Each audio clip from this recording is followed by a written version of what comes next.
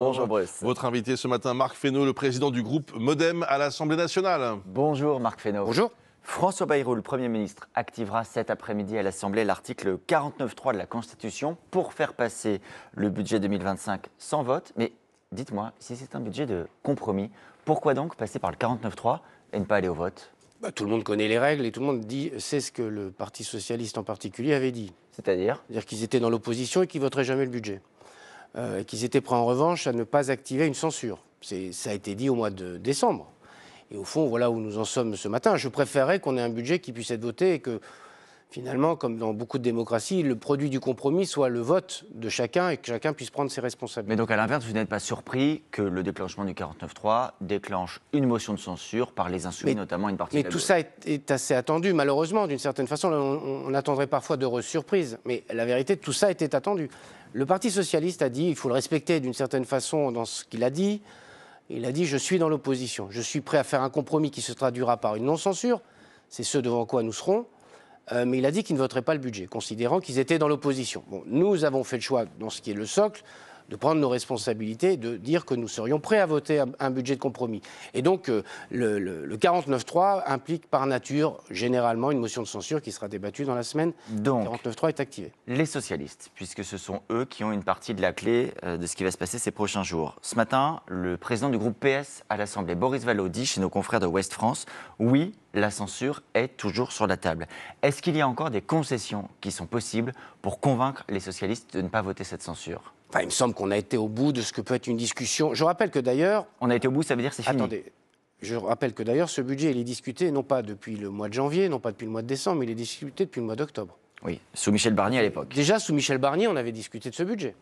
Donc on ne peut pas dire qu'on n'ait pas pris le temps. Il y a un certain nombre de points sur lesquels François Bayrou, Premier ministre, s'est engagé auprès du Parti socialiste. Ces points ont été remplis. Il y a un moment dans une négociation, il faut que chacun accepte les termes d'une négociation et qu'une négociation ait son terme. Donc il y a un moment qu'une négociation se termine. Et là, on est arrivé à la fin. Il faut qu'elle soit terminée. Et donc il me semble que là, on est au bout de ce qu'est un processus. C'est pas, non pas pour plaire ou déplaire au Parti socialiste. Il y a un moment, on a besoin d'avoir un budget. On a besoin aussi d'avoir un budget qui soit crédible et le moins déséquilibré possible. Marc Fesneau, pour être sûr d'avoir bien compris, je vous repose la question encore une fois, il n'y aura pas de nouvelles concessions faites aux socialistes. D'abord, c'est pas dans les mains des parlementaires, c'est dans les mains du gouvernement. Mais je crois et d'un Premier ministre que vous connaissez très bien. Je crois pouvoir, je peux pas dire le contraire non plus, mais je crois pouvoir dire en effet que nous avons été au bout de ce qui paraît être la capacité d'un gouvernement à produire des concessions, à produire du compromis, avec néanmoins un groupe qui dit qu'il est dans l'opposition et qui ne votera pas le budget. Et vous comprenez donc, Marc Fesneau, que les socialistes, en vous entendant ce matin, peuvent très bien se dire, mais dans ces conditions-là, nous voterons la censure. Alors peut-être pas tout le groupe, mais peut-être au moins une partie d'entre eux, certains élus. Il faut que chacun prenne ses responsabilités. Donc chacun prendra ses responsabilités. Moi, je fais confiance quand même à l'esprit de responsabilité des responsables socialistes. J'ai entendu ce qu'a dit Lionel Jospin, qu'il faut quand même écouter comme une figure historique du Parti socialiste. Il y a besoin d'un budget pour ce pays. Le gouvernement présente un budget qui est le produit d'un compromis avec les socialistes, qui d'ailleurs a été largement commenté, abordé par vous et par beaucoup d'entre nous. Il faut désormais que chacun prenne ses responsabilités. Ça ne peut pas être une course sans fin, d'autant que, je le répète, les socialistes ont dit par postulat, et après tout respectons-le, qu'ils étaient dans l'opposition et qu'ils ne voteraient pas le budget. Vous n'avez quand même pas, Marc Fesneau, ce matin, une forme de regret. Il y a une semaine sur LCI, le Premier ministre s'est un peu tiré une balle dans le pied en parlant de sentiment de submersion migratoire. Ça a attendu les discussions toute la semaine avec les socialistes. Si c'était à refaire, il faudrait faire pareil, dire pareil. Non, mais le Premier ministre, François Bayrou, a dit avec ses mots, et au fond, beaucoup de Français les partagent, ce qui était un ressenti.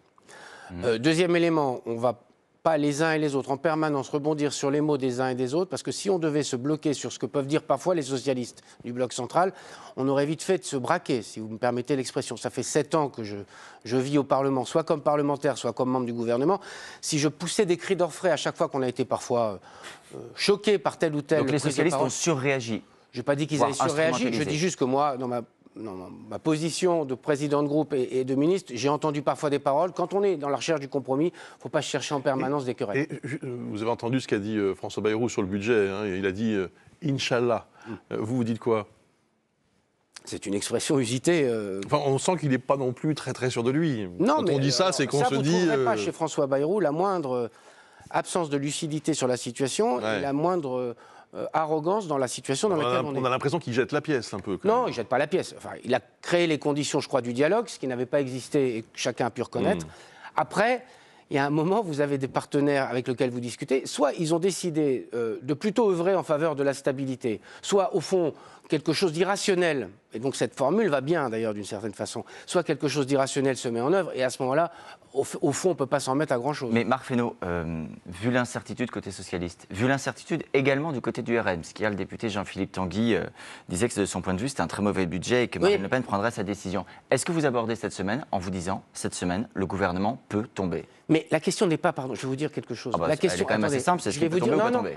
La question n'est pas principalement ou seulement que le gouvernement puisse tomber. Je cherche à imaginer les conséquences qui aboutiraient à ce que pour la deuxième fois en moins de 4 mois, la France ne soit pas capable de voter un budget. 7e puissance mondiale.